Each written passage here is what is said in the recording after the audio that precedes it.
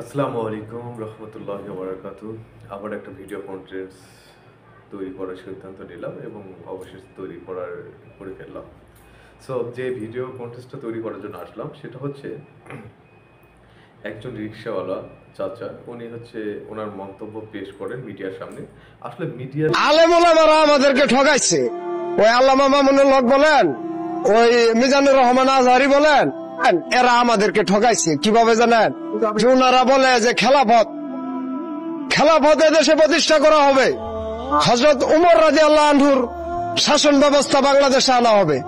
তো হযরত উমর রাদিয়াল্লাহু আনহুর আমলে তো একটা পাহাড়ে একটা দুর্গম মানুষের খবরও তিনি জানতেন। আর আমরা যে চোখের সামনে রিক্সা চালক নিপীড়িত হইতেছি, ওই আলেম ওলামারা তো একদিনও কয় না। আমাদেরকে হক থেকে বঞ্চিত করে এদেশে যারা হক প্রতিষ্ঠা করতে চায়, সেই হক তো এদেশে কোনোদিনই প্রতিষ্ঠা হবে না। আল্লাহ পাক তো এই 2 নম্বরই পছন্দ করবে না। আলেম ওলামাদের দায়িত্ব ছিল যে আমরা রিক্সা চালক, আমাদের 60-70 বছর বয়স, আমাদের মানবাধিকার কি, আমাদের উপরে কি হক আছে, এই দেশে ইসলামের কি হক আছে আমাদের কাছে, আমরা এই রাষ্ট্রের কি হক পাই, এটা আমাদের চাইতে ওই আলেম ওলামারা ভালো জানে। মিডিয়ার সামনে, এই যে মিডিয়ার জগৎটা এমন একটা জগৎ, সেটা যেই হোক না কেন, সেই যদি ক্যামেরার সামনে পড়ে বা ক্যামেরার সামনে বা হচ্ছে কোনো একটা সোশ্যাল মিডিয়ার জগতে কথা বলার সুযোগ পায়, তখন তাদের সেন্স, বিবেক, আকল, দেমাক এগুলো আর কাজ করে না। সে কি বলতেছে, সে কি বলতেছে না বলতেছে, কি বিষয়ে কথা বলতেছে, এটা তাদের সেন্সের মধ্যে থাকে না। যেমন বিএনপির হচ্ছে হলো মির্জা ফখরুল আছে, তারপর হচ্ছে ফজলুর রহমান আছে, এরা কি যে বলতেছে আল্লাহ পাক ভালো জানে, আল্লাহ পাক ভালো জানে। দেখেন, আপনারা সকলেই দেখতেছেন, তারপর ওই বিষয়টা একটু এই ভিডিওটার খাতিরকে লাগতেছে, এর জন্য বলতেছি যে বলল যে তারেক রহমানের নাম নিলে নাকি অজু করতে হবে। আস্তাগফিরুল্লাহ, নাউজুবিল্লাহ। এটা কি কোনো কথা? আমাদের হযরত মুহাম্মদ সাল্লাল্লাহু আলাইহি ওয়াসাল্লাম, আমাদের যে প্রাণ, আমাদের যে নেতা হযরত মুহাম্মদ সাল্লাল্লাহু আলাইহি ওয়াসাল্লামের নাম নিতে গেলেও তো অজু করতে হয় না, আর তারেক রহমানের নাম নিতে গেলে নাকি অজু করতে হবে। আরেকটা ভিডিওর মধ্যে দেখতেছিলাম যে ফখরুল ইসলাম বলতেছে যে হলো জিয়া রহমান নাকি হচ্ছে জাতির পিতা, এরকম উদ্ঘাট ধরনের কথাবার্তা বলতেছে। সেই রকমই আরেকজন কাকা এরকম হচ্ছে ইসলামের ক্ষতি হবে বা হচ্ছে হলো অপপ্রচার করতেছে। একটা রিক্সাওয়ালা কাকা মিডিয়ার সামনে এসে যা মন চাচ্ছে তাই বলে যাচ্ছে।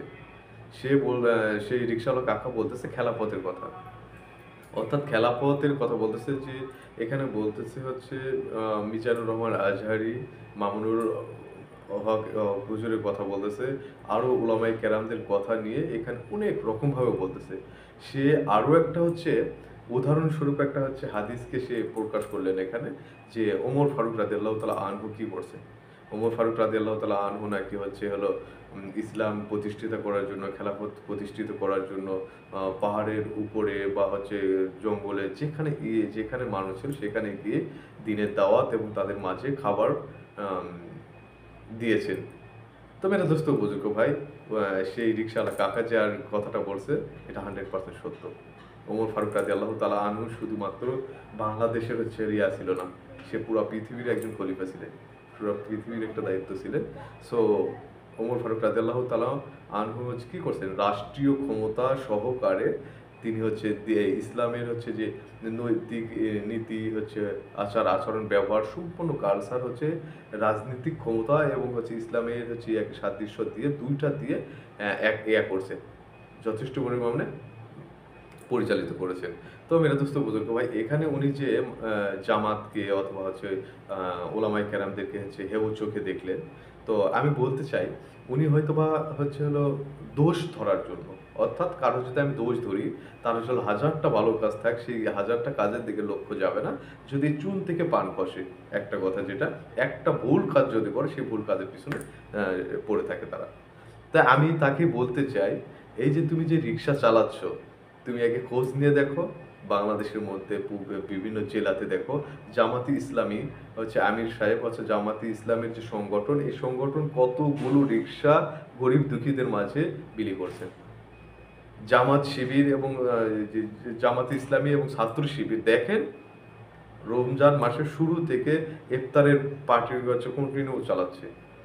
ওই ওই এরিয়ার যেই কেউ আসুক না কেন তাদের মাঝে ইফতারি বিলি করতেছে।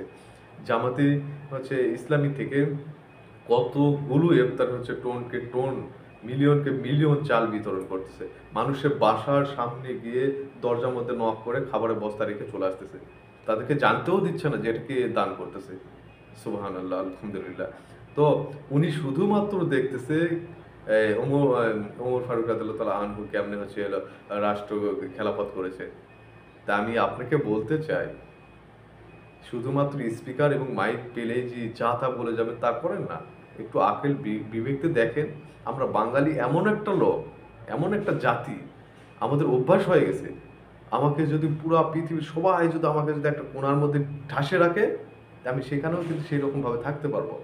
যখনই কেউ যখন আপনার ঘাট থেকে একটা বস্তা সরাই দিবে বা আপনাকে একটু ফ্রি করে দেবে, আরেকজন আরেকটু ফ্রি করে দেবে, আপনি যখন একটু চলাফেরা করতে পারবেন, তখন গিয়ে আপনি গড়গড় করবেন, তখন গিয়ে আপনি কথা বলবেন যে এখনকার লোকে এই করতেছে সেই করতেছে কেন সেখানে। তাহলে আপনার মতে কি মনে হচ্ছে, আগে কি আপনি ভালো ছিলেন? আগে কি ভালোভাবে চলছে? ভাই আপনাদের কাছে রিকোয়েস্ট করতেছি, এগুলো আজে বাজে ভিডিও তৈরি করবেন না, এইভাবে মানুষকে হচ্ছে করবেন না। ইসলাম যতটা শান্তিপূর্ণ একটা হচ্ছে ধর্ম, ইসলাম যে একটা শান্তিপূর্ণ একটা জিনিস, এটাকে আপনারা হচ্ছে বিভ্রান্ত করবেন না, বিভ্রান্তি করার চেষ্টা করেন না। ছাত্র শিবির এবং জামাতে ইসলামী হচ্ছে যে আমির সাহেব থেকে শুরু করেছে, এই হচ্ছে ওলামায়ে কেরামের হচ্ছে পুরো বাংলাদেশ সরকার গঠন করুক, পুরো বাংলাদেশ হচ্ছে ইসলামের কন্ট্রোলে আসুক। তারপরে গিয়ে যখন আপনি ১ মাস বা ৫ মাস ৬ মাস পরে যখন দেখবেন যে আপনি পাচ্ছেন না, তখন আপনি কমেন্টস করতে পারতেন। জামাতে ইসলামী, ছাত্র শিবির এখন কিন্তু ক্ষমতার মধ্যে আসেই নাই। না আপনারা চাচ্ছেন যে আওয়ামী লীগ, বিএনপির মতো জামাতে ইসলামী হচ্ছে চাঁদাবাজি করুক, লুটপাট করুক, মানুষের হচ্ছে জমি দখল করুক। মানে কি ভাই, আপনাদের আকল কি আমি বুঝলাম না। এগুলো করতেছে না তার জন্য কি জামাত ইসলাম ভালো না? একটা হিন্দু ব্যক্তির হচ্ছে দেমাগের মধ্যে যে হচ্ছে বিবেক বা চিন্তা ভাবনা আছে, এই এই এইটুকু ন্যূনতম জ্ঞান হচ্ছে একটা মুসলমানের ব্যক্তির নাই। কেন? একটা হিন্দু ধর্ম বুঝতেছে যে জামাত শিবির কি। এদের কাছে ওরা ডাইরেক্ট বক্তব্যও দিচ্ছে যে জামাত শিবিরের কাছে আছে দেশ আসলে আমরা শান্তিতে থাকবো, বছরকে বছর আমরা পূজা করতে পারি না, আমরা পূজা করতে পারিছি এবার। আমরা আমাদের বাসাতে যেরকম শিলটার দরকার সেরকম শিলটার আজ পর্যন্ত সরকার দিতে পারেনি, প্রশাসনও দিতে পারেনি, যেটা হচ্ছে ছাত্র শিবির এবং হচ্ছে জামাত ইসলামের লোকজন দিচ্ছে। ভাই আপনাদের হচ্ছে কি, আপনাদের পেটের প্রবলেম আছে, আপনাদের শারীরিক প্রবলেম আছে, আপনার চিন্তা ভাবনার প্রবলেম আছে, আপনাদের সারা জীবন ফরমালিন খেয়ে খেয়ে খেয়ে খেয়ে খেয়ে অভ্যাস। অরিজিনাল ভালো কিছু পেটে ঢুকলেই মনে হচ্ছে যে এই অরিজিনালটাই হচ্ছে ভেজা। আল্লাহ আপনাদেরকে হচ্ছে সঠিক বুঝ দান করুক।